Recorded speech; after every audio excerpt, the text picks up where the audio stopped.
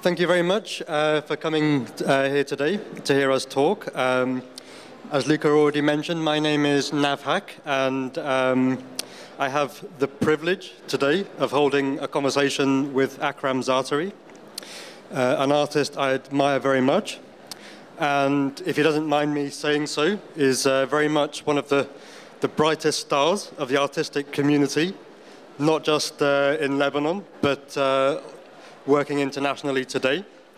Akram also currently has an exhibition at the Wheels, the Kunsthalle in Brussels at the moment, which I recently went to go and visit, and which I very much enjoyed and found to be a very thought-provoking exhibition. And I just brought along, for the benefit of anybody that wanted to have a look later on, the broadsheet that was produced for that exhibition, which I guess you could say was sort of centered around the project Akram did for the last Venice Biennale, a project called Letter to a Refusing Pilot. And just to give my own sort of short introduction to the conversation, and I don't wish to repeat so much of what Luca has already said. The notion of time, or more specifically the idea of the time capsule, sort of lend itself very succinctly to Akram's practice. Akram's work is very much research-based, very heavily research-based, very historiographically focused, you could say, particularly in relation to the cultural geography of the Middle East, and which is very present in his art making, but also in some of his other activities, perhaps most notably through his work with the Arab Image Foundation, which he co-founded in '97, a non-profit organization that exists to preserve and study photographs from, I guess, broadly speaking, the Arab world, the Middle East, North Africa, and it's a sort of ever-expanding collection of images. And photographic imagery is very much at the core of Akram's practice. It's discovery, the reading of imagery, the use of imagery, and also in some cases the preservation of imagery also. But today we're not going to talk about Akram's practice in sort of broad or general terms, but actually we've decided to sort of really focus in on one particular project, which is his project called Time Capsule Castle, a project that was commissioned especially for Documenta 13. And in a moment, we're actually going to watch, I think, like a short video about this project, about 5 or 6 minutes long. And Akram will also sort of, probably over the top or shortly afterwards, say a few words by way of an introduction to the project. And then afterwards, I'll start to ask Akram a few questions about this project, and perhaps trying to sort of home in on a few, for me, like a few key notions that relate to this project, and perhaps some of other Akram's works more broadly. Notions including, for example, the idea of preservation, to sort of think about like the life of images, including when they're sort of placed out of sight from human eyes. Images in relation to the idea of existence also. The existence of specific community in global consciousness in relation to their representation. The idea of biography also, not just of individuals or of communities portrayed in images, but also images themselves as things that also possess a sort of biography. And then perhaps also the idea of mobilization. Images in the context of crisis also, how they relate to crisis. You know, how images, a bit like weapons, are things that can also be mobilized in certain ways. And then perhaps at the end, we'll try and leave a little bit of time for questions also. But I guess we should start by having a look at the short video that Akram has of his project from Capsule. So if we could show the video, please.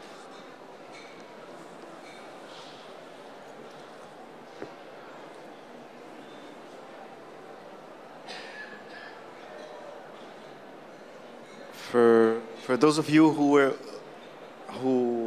have not seen this project at Domenica, just to give you a little hint of what it is, this is a permanent structure that was created in a park in Cassel. You will see it under construction here in this video over 2 days. And this is for me what I call like a scenario for a radical conservation act, or like a radical act of conservation. In a way, it's slightly a reaction to the world of scientific photograph preservation. At the same time, it's a work that engages with the idea of time. So it's a work that is supposedly made with steel, concrete, wood, and time. It's not really a time capsule because it's called time capsule, but it's not really one. It's not aimed to be opened at a specific date. It doesn't specify very much a function. So unlike other time capsules that are made sometimes in school, where you are in the first grade, you make a time capsule, and 10 years later you open it when you graduate. It's like it's more a scenario. It's more like a model. It's more like an act that belongs to an art context, and it is definitely inspired by my experience with the world of photograph conservation or photograph preservation, as I experienced it within the Arab Image Foundation and the world of photograph preservation at large. On another hand, it's a work that engages with direct relationship with Earth, so it takes place within Earth. And it's a work that necessitated digging, which is very common in my practice as well, because for a long time I've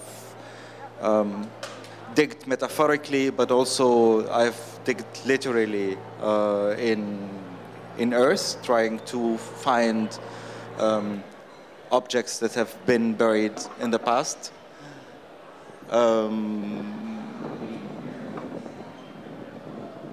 So it means a lot to me to see a digging taking place. It's very much it's perfectly it's perfectly my work, except that in this case I was for the first time digging, but to perform the reverse gesture of what I normally used to do. Normally I would unearth objects. In this case I'm excavating in order to place something underground for the future. Here you see the photographic objects. I mean, what the structure is, it's a structure for a foundation. So it's a foundation, steel reinforced concrete foundation, exactly like the one you would have normally to erect something upon, except that in this case it's a foundation with no structure above it. So in a way it defies the purpose of a foundation, but at the same time it is very often when you see incomplete structures or buildings that have been constructions over years, but then the construction stops, you see sometimes these columns stopping at the foundation level and anticipating one day a building to take place. So what you see here is the steel reinforcement, and me and my assistant tying the wooden objects within the steel structure. And at a later stage, you will see all these structures being completely buried within concrete. So there is something photographic about freezing those objects in time, because at some point until now they are wood and paint inside them, but the moment we will pour concrete on top, they will be one body with the concrete. So they are supposedly changing nature all of a sudden, and changing nature towards an unpredictable form, because I have no idea how they look today. They are already underground, but concrete has penetrated in them.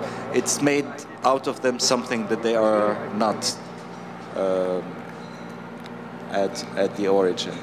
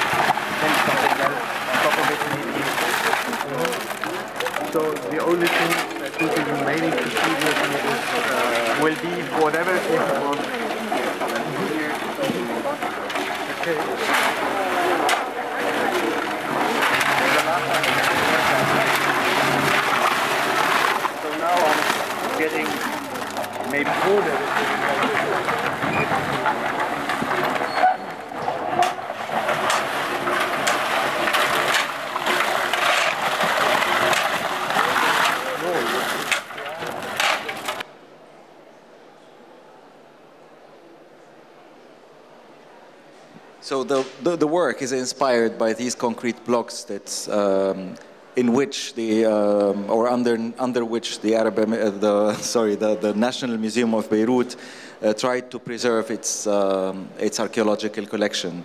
So literally in 1976, the director of the Beirut National Museum ordered to pour concrete to build boxes around sarcophagi and to hide collections inside boxes and pour concrete upon them in order to seal them. So he acted, on one hand, he took the reverse direction of what normally archaeology is about.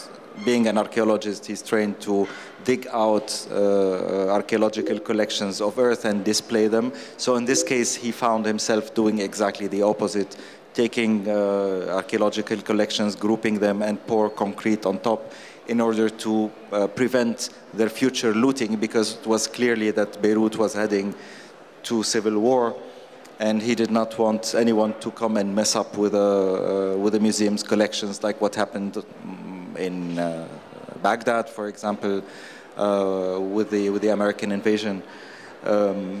So on one hand, he's done this, and on the other hand, he produced this landscape that looks like a bunker, actually. So it's in a way also a camouflaged landscape that is very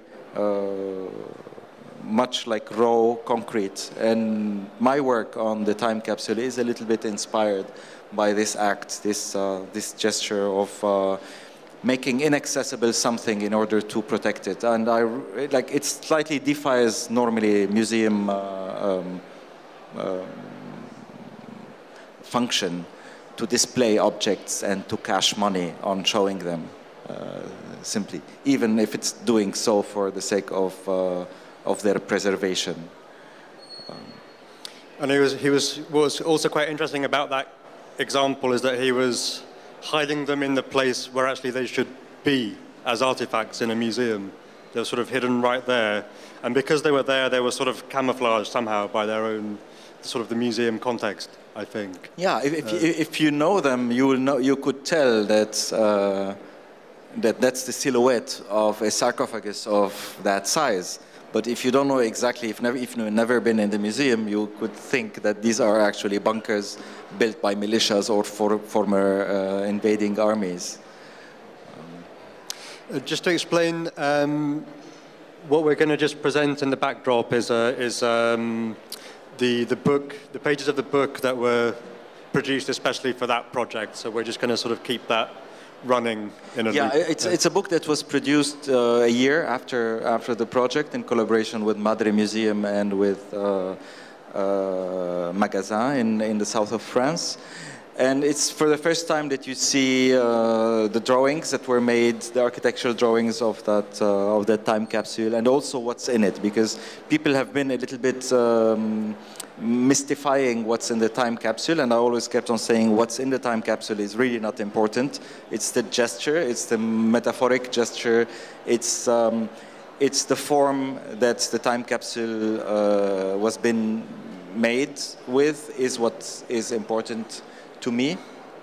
The important is to be able to bring up that discussion of displaying artifacts versus sealing them and keeping them for the future. It's about this relationship also with what is photographic in this project, which very much is like the changing nature of objects once they are flashed with concrete.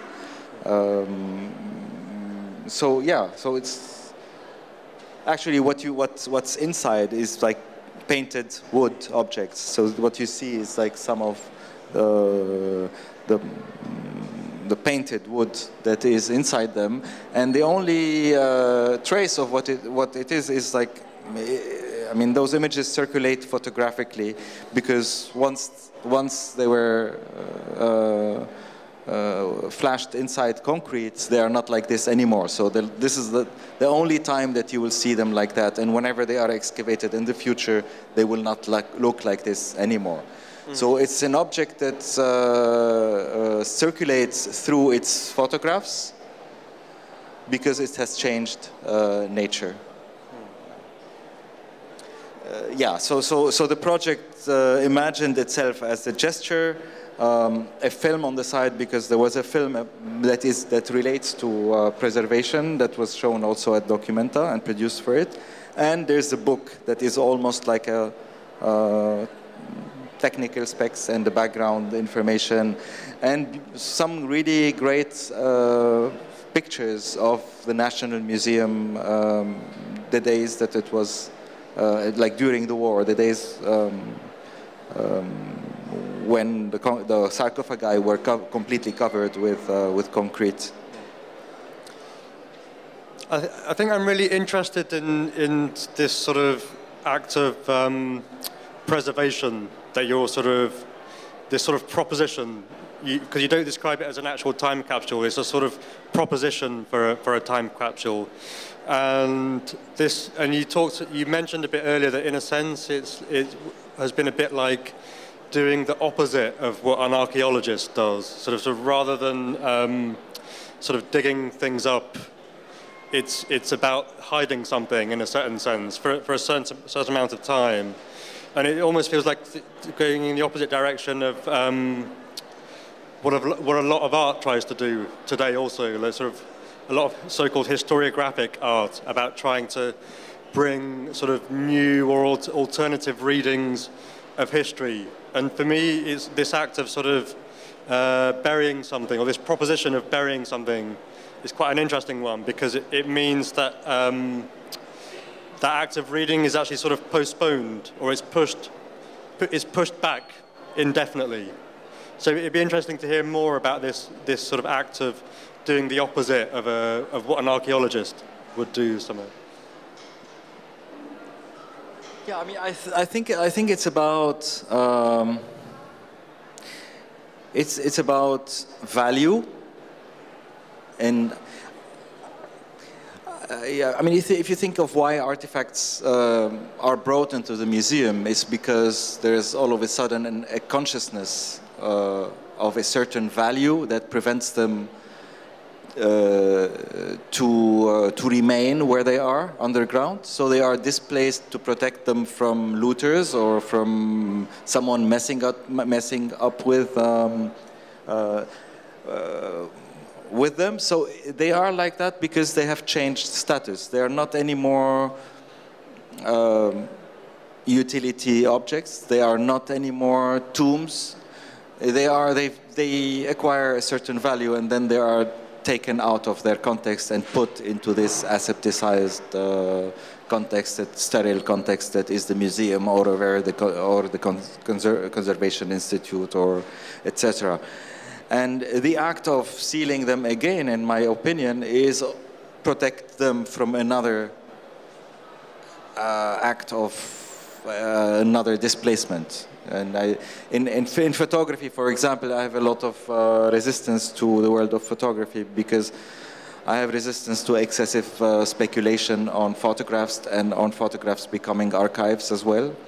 And I think with my experience in the Arab Image Foundation, it was a project that aimed to write history and to collect data and knowledge about photography and its function in the Middle East. And I did not want this project to slide into market speculation about photography and archives and capital. So, and today, when technology allows us to study photography by cloning pictures and scanning them and being able to exhibit them and show them, why do we need to keep the original objects accessible? So from that perspective, I think it is possible to just keep the originals somewhere completely sealed and work with their digital form, their digital, well, this is also like a hypothetical, yeah, but this is what makes me actually interested in hiding in hiding artifacts and hiding collections. Also, it's an exercise in architecture as well. So building a chamber to act like a time capsule is also an interesting exercise in architecture. I mean, it has a very distinctive look, actually, like the design of it, with this sort of metal. It looks like something that's used in construction of architecture. And I mean, I was sort of partly curious about like the look of it, particularly presented in this sort of very manicured German garden. You know, that's sort of one thing I was quite interested in about the sort of the actual design of it. But I guess like the idea of a time capsule is that it's intended to be something that's eventually discovered, and when you discover it, it's sort of meant to tell you something about another time. So actually, in a sense, they're intended for people in the future. But there's a certain sort of instability to that, in a certain sense, because actually, like, you don't know who that might be or what they might do. So this sort of sense of the unknown. And, yeah, it's more like unpredictability, because you don't know exactly how it's going to be read and what it's going to look like and who's gonna excavate it and for which purpose. Yeah, it's really communicating with an unpredictable time, with unpredictable tools, or with an unpredictable vocabulary. You don't know if this is going to be like admired and fetishized and displayed in an unpredictable way, or is it going to simply be cleaned out, in other terms, like dismantled and recycled as steel and concrete? I don't know. And that's okay? Yeah, that's okay, because yeah, it's really like I'm after an accidental encounter.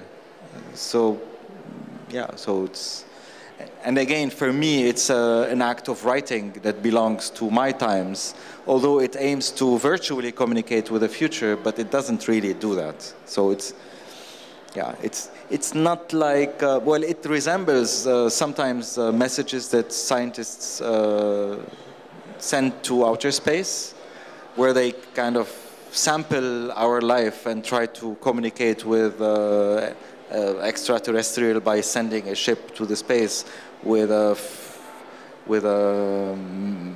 memory stick or an engraved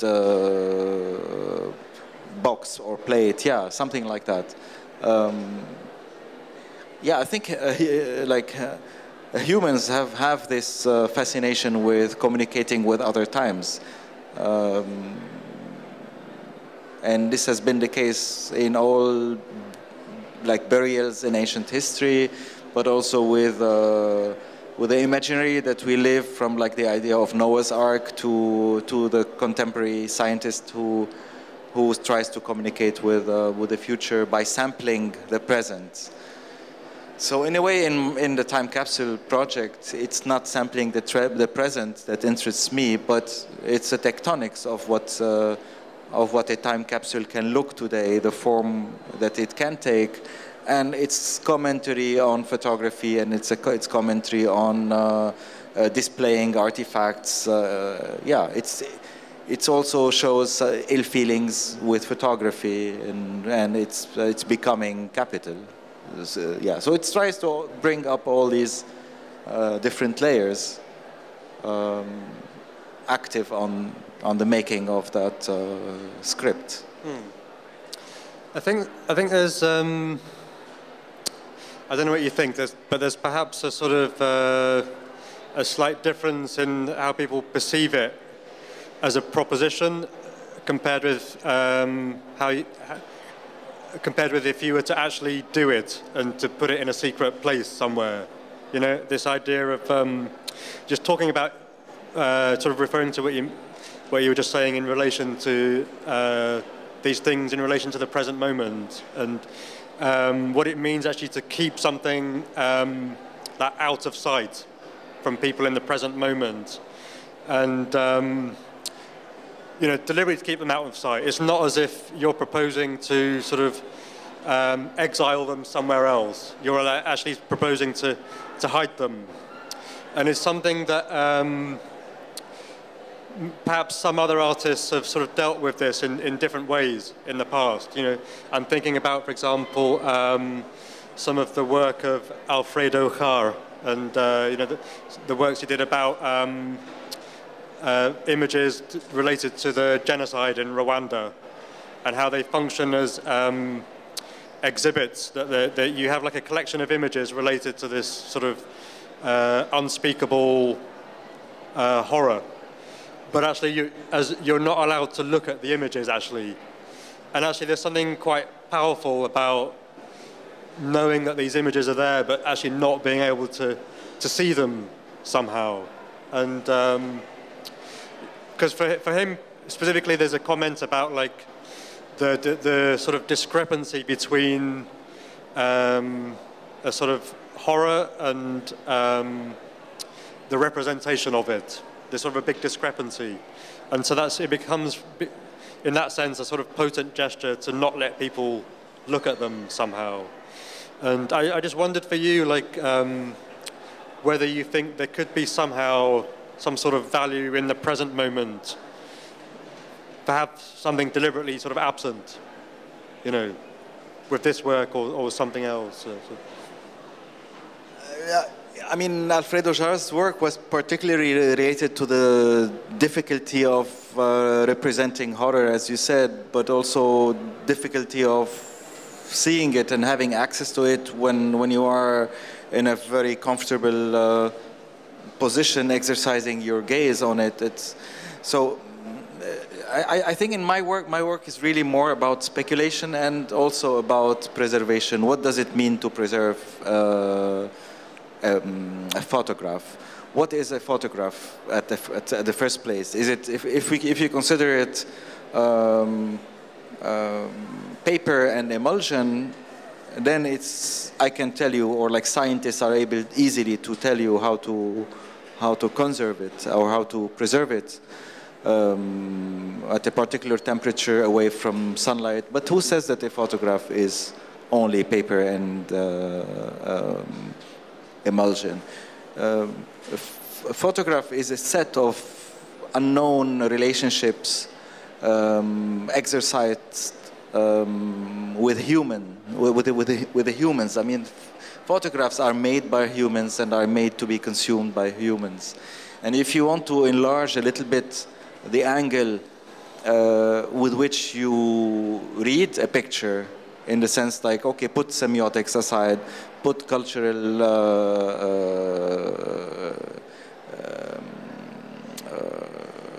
history or cultural factors aside, and let's think of a photograph as a set of enigmatic relationships that you need to dig out in order to understand it. And it's very true, like when you research a picture, apart from if it's an appealing picture or not, I mean, there are a lot of things that makes you change your reading, be struck with it, love it or hate it when you are told what it is about, and when you are able to decode it. And decoding is not only about visuals. So once you want to preserve a picture without knowing what it is about, how do you want to preserve it? Maybe preserving a picture can be by hiding it, depending on, I mean, going back to your example of Alfredo Jarre.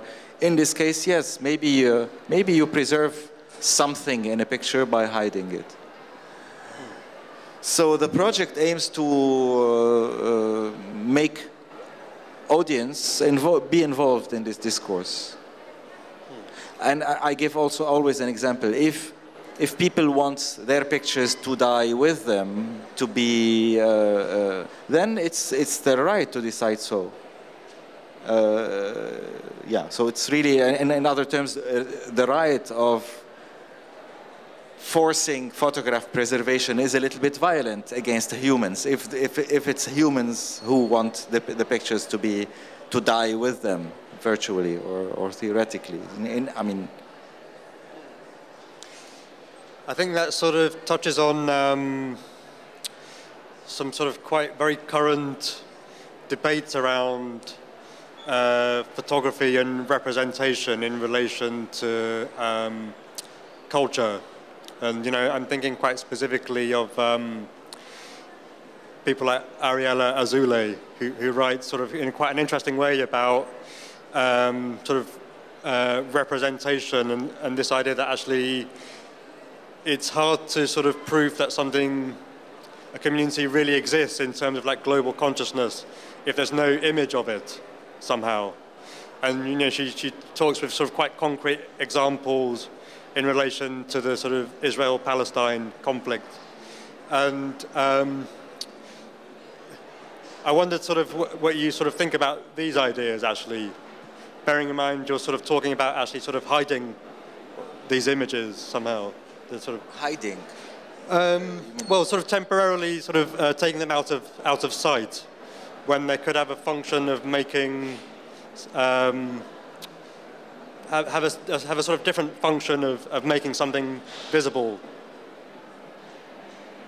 I mean, photographs always functioned while making situations visible. I don't know exactly which pictures you are talking about of Ariella's work, because I know the work pretty well. I'm thinking more about her writings, like the civil contract of photography and sort of.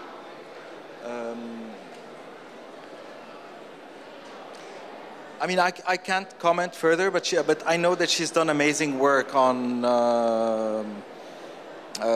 occupation, on dispossession.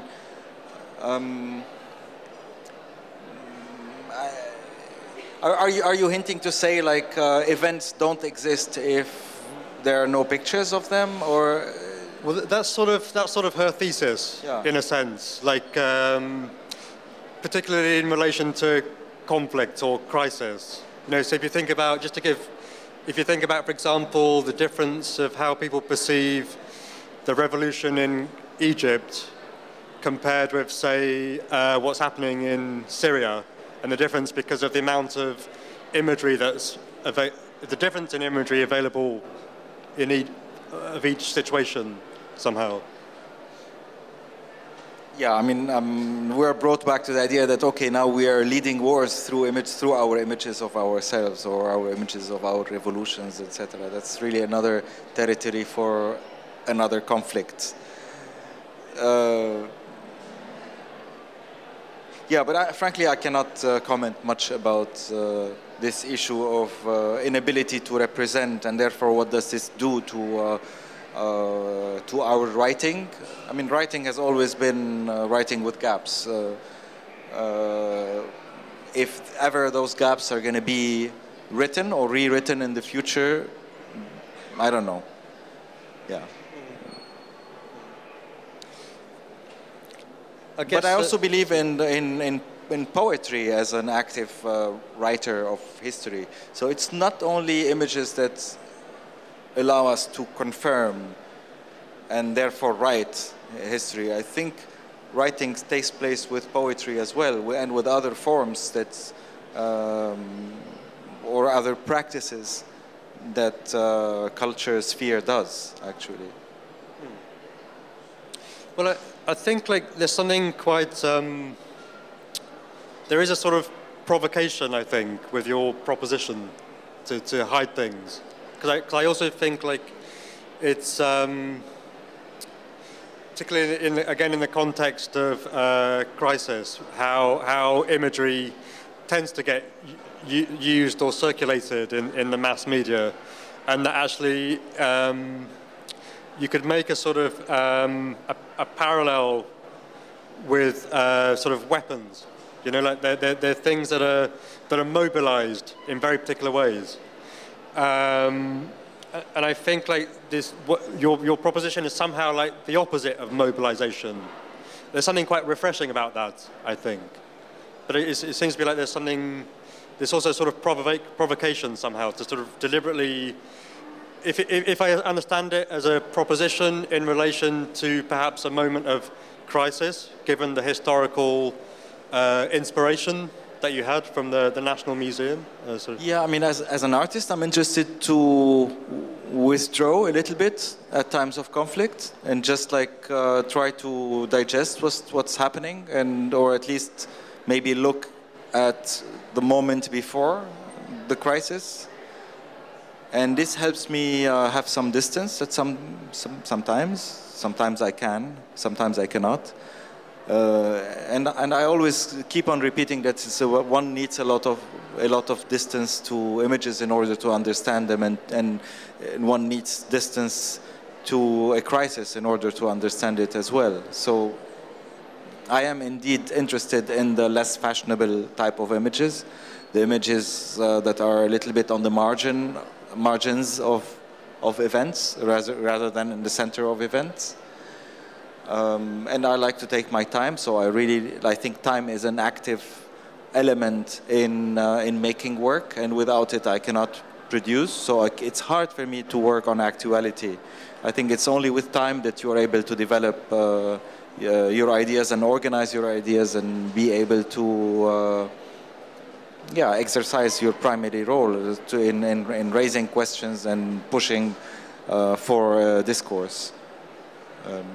But yeah, it's actually the right to withdraw is what interests me. The right to just go on the side and say, I'm shutting off here, and I'll wait. When I can, I will open again. I will open up again.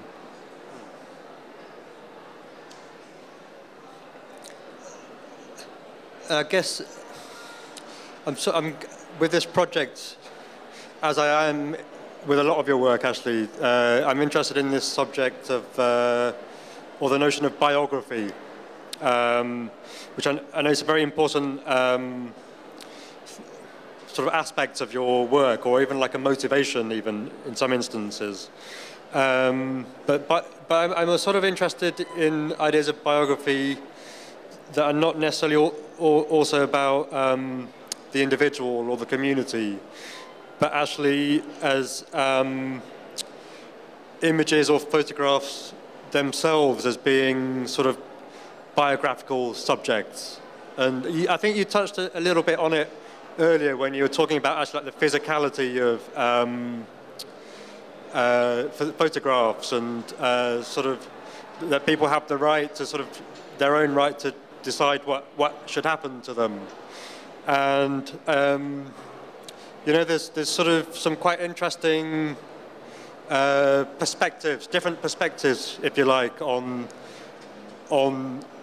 objects and images, and what sort of status that they have. You know, there are some quite interesting ideas about sort of readings around what's called object-oriented theory. This idea that sort of objects have their own life outside of human consciousness somehow, which is sort of partly interesting in relation to sort of the idea of hiding things away, but also other readings of objects as being somehow these sort of biographical subjects, that they have their own life, and you know that their status changes over their lifespan. So in a certain sense, their status is quite unstable somehow, and it seems to be also sort of a gesture about giving images a sort of a different phase in their life somehow with a gesture like this, I think. So. I think objects are these muted entities that radiate with information when you are generous with them. So when you contemplate an object over and over and keep on looking at what surrounds it, I think objects after a while start virtually telling you stories. And like if you really if you're generous with your time vis-a-vis objects, they can tell you so many things that history cannot. Because they don't say it in a narrative way. They don't tell you a story from A to Z. They just give you bits and pieces of information, and it's for you to make sense out of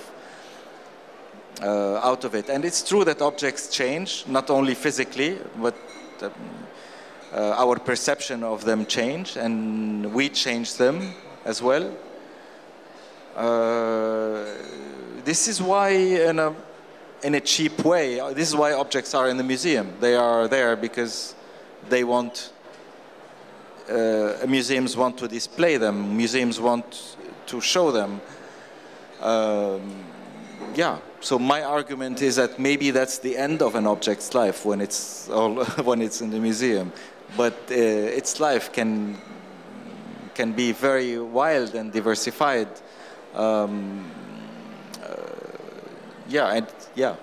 So if that object is forbidden to mix with anything physically, because it's now in the showcase, it's the end of it. It's the end of its life.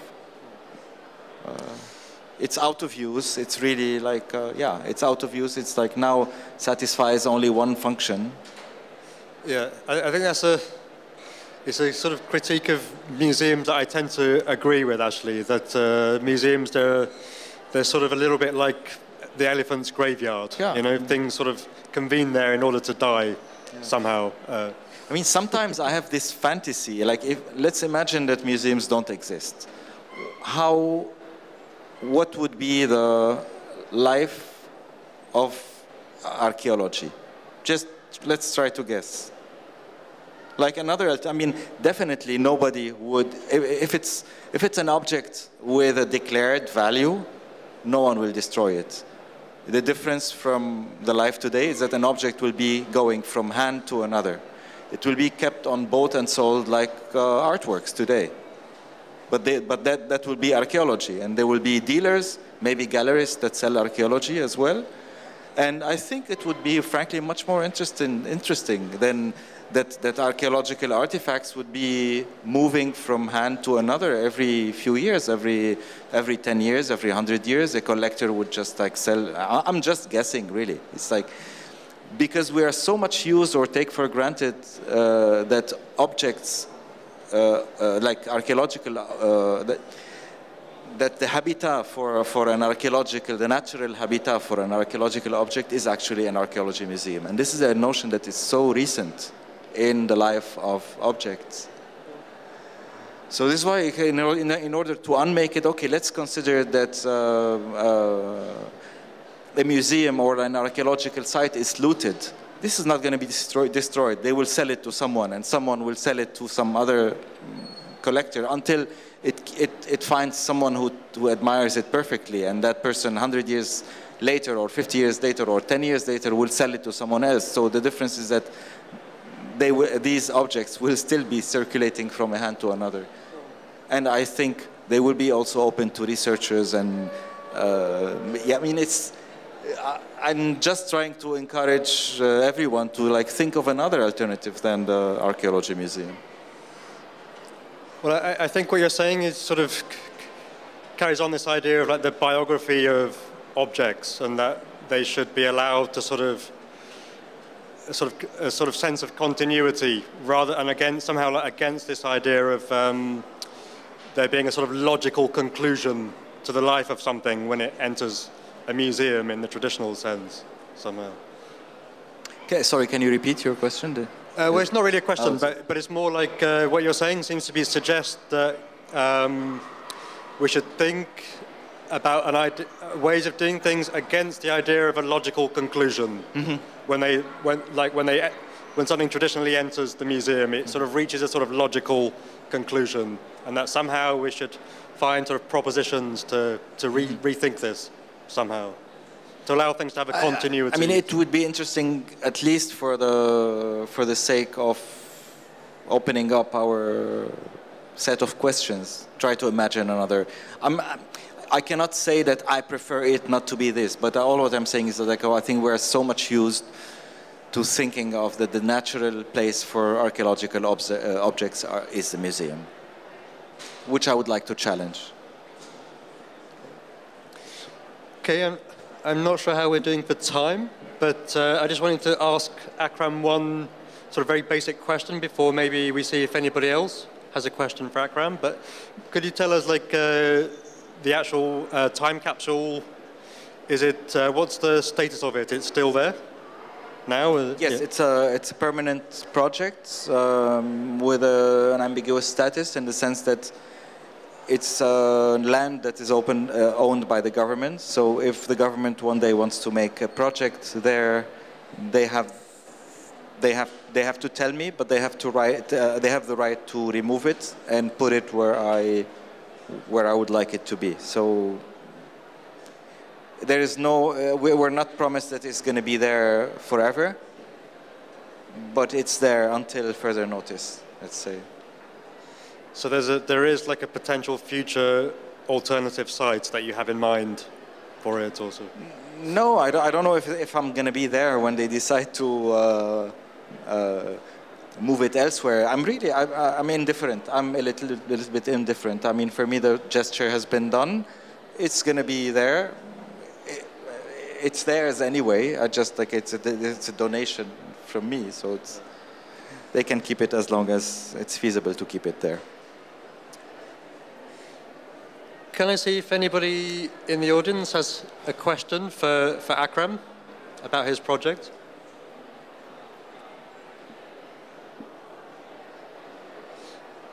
You have a question?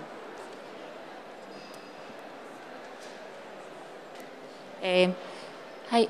Please, could you elaborate a little bit about this question of time in relation to your other project, the one letter to a refusing pilot? Because also time is very important in that. Oh, yes. And it's your own personal time and memory. Yes, I mean, I couldn't have made letter to refusing pilot before, so it was made with 30 years passing. So, I mean, to tell you more, like, I just can restate what I said. You cannot make works when conflicts are heated, and you have to reposition yourselves vis-a-vis history, and you can only do this with time. So, and I could not have done this project before doing another project in 2010 that was called Conversation with an Imagined Israeli Filmmaker named Avi Moghrabi. This is a book project that I did in 2010 in which I tell the story of the pilot, and without telling that story, in a book, I would have never received the confirmation that this is a true story. In other terms, I wouldn't have never received the information that this Israeli pilot's name is Haggai Tamir and he exists and he's done so and so, and there's press about him in the Israeli papers, and there's a movement of refusing pilots in Israel. So things come to you when you like things around a certain issue come to you when you announce your interest in that issue. Well, and as I said before, this would never have happened in '85, for example, 3 years after the Israeli invasion. It would have never happened, like even in the year 2000. It had to go through a process that needs time. Again, I mean, Haggai Tamir, that Israeli pilot, has refused to bomb a target in 1982 in Lebanon. And he could only make his refusal public in 2002, already 20 years later.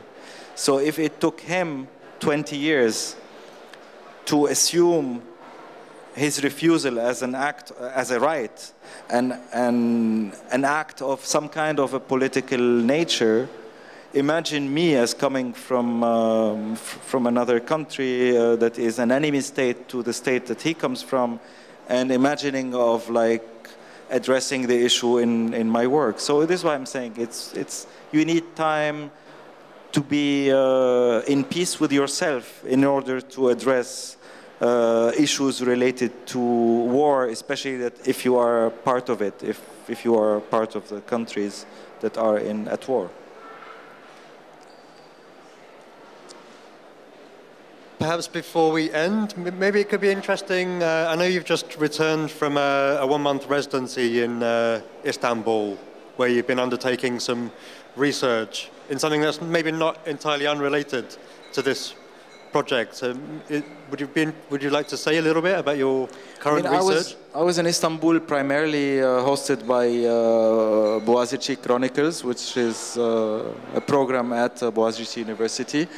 It's a research-based residency, so I was hosted to lead a research in the Archaeology Museum in Istanbul, which was built around an archaeological collection that the Ottoman Empire had excavated from Saida in south of Lebanon.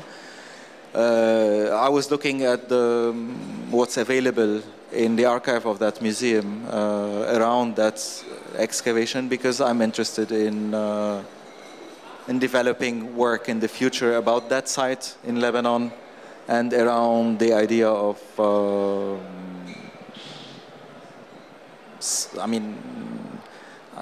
around the idea of how you excavate and how you displace objects from their original location, and how you address that today, 150 years later. Yeah, so it's a little bit tied to space. Istanbul versus Saida, it's tied to what the displacement of objects leave behind. What kind of place can it be? Is there a way to excavate more stories related to this that would activate or make that object speak with something that it didn't say before? I don't know. It's really, we're still in the beginning of doing this.